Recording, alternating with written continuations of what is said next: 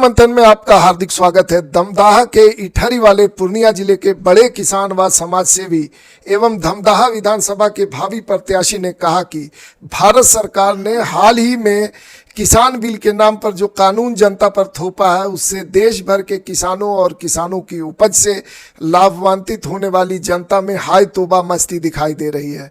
पूरे देश के किसान और शेष जनता सड़क पर उतर आई है। नेताओं और राजनीतिक दलों को भी बिहार की चुनावी घड़ी में एक अहम मुद्दा मिल गया, लेकिन लगता है कि सरकार को किसी बात की कोई परवाह ही नहीं रही और सरकार ने शायद ठान लिया है कि देश के किसान, छात्र, नौजवान और आम जनता के लाख विरोध कर लेने के बावजूद अपनी मनमर्जी करेंगे। इस बात को पूर्णिया जिले के धमदाहा के इटहरी गांव के निवासी प्रसिद्ध समाज सेवी शाह इकबालपुर मीरन बाबू ने बहुत हद तक परख लिया है और तब वह बड़ी ही शालीनता के साथ उक्त किसान बिल का विरोध यह कहकर कर रहे हैं कि बिल में शामिल कुछ त्रुटियों में सुधार किया जाए। धमदाहा के इटहरी वाले पूर्णिया जिले के किसान व समाज सेवी किस तरह से विरोध जताते हुए बिल की खामियों को बिहार मंथन के जरिए उजागर कर रहे हैं, देखिए इस पूरे वीडियो में। किसानों पे भारत सरकार ने कानून बनाया है, इस संबंध में आपका क्या कहना है? किसानों के ऊपर कानून बनाया है, यानी किसान बिल के बारे में आप पूछ रहे हैं। किसान बिल जो सरकार ने बनाया है, बिल तो अच्छा है। कांग्रेस पार्टी भी चाह रही थी बनाने के लिए, लेकिन किसी कारणों से नहीं बना पाई। बिल होना ही चाहिए हर संस्था के लिए, हर समाज के लिए, हर आपके बिजनेस के लिए या हर कारोबार के लिए बिल तो होना ही चाहिए। लेकिन बिल के अंदर कुछ त्रुटि है, जिसके कारण आज पूरा भारत सड़क पर, किसान से लेकर करके आम जनता तक सड़क पर। और ये हकीकत आज तक इस बिल के बारे में मैंने देखा कि न्यूज़ पे, चैनल पे बात नहीं हो रही है। बिल के अंदर क्या लिखा हुआ है और बिल में किसान के लिए क्या फ़ायदा है, क्या नुकसान है, ये तो जिसने बनाया वो जाने।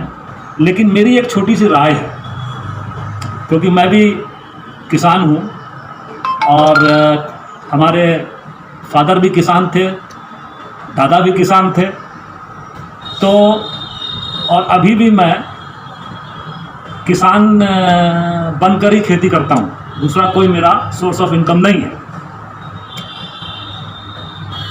तो मैंने सोचा क्यों नहीं जो मेरे मन में है, जो मेरी सोच है, वो लोगों तक पहुँचे। इसीलिए मैंने ये सोचकर बोलने का प्रयास किया है। बिल में 2-3 पॉइंट ऐसा समझ में आता है कि उसका मत्थन होना चाहिए, उसको रखना चाहिए। मैंने तो बिल देखा नहीं है, लेकिन होना चाहिए। एक चीज तो ये है कि बिल का दाम कॉर्पोरेट इंडस्ट्री करेगी, किसान नहीं करेगा। कॉर्पोरेट क्यों करेगा? कोई थर्ड पर्सन क्यों करेगा? या तो सरकार करे या किसान करे। यहां पे कॉर्पोरेट की बात कैसे आ गई? सबसे पहला चीज।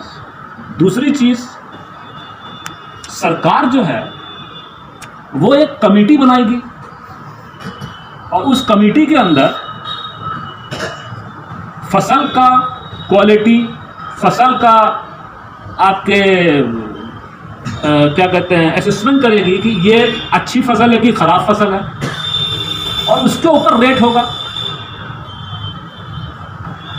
और वो भी वो लोग होंगे जो कॉर्पोरेट इंडस्ट्री से आते होंगे। कभी खेती किया नहीं उन लोगों ने, वो तो बिजनेस माइंडेड पीपल है। फसल देखा नहीं, कभी फसल देखा नहीं, सिर्फ खाया। एक तो ये पॉइंट है।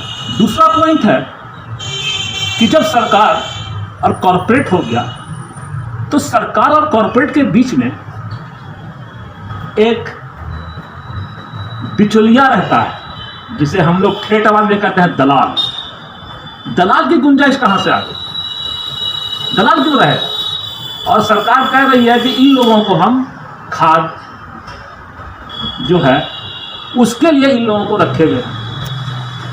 और हर बिजनेस में तो कोई ना कोई मीडिएटर होता ही है, तो मीडिएटर का भी वहां पर प्रावधान हो गया। तीसरी चीज क्या है कि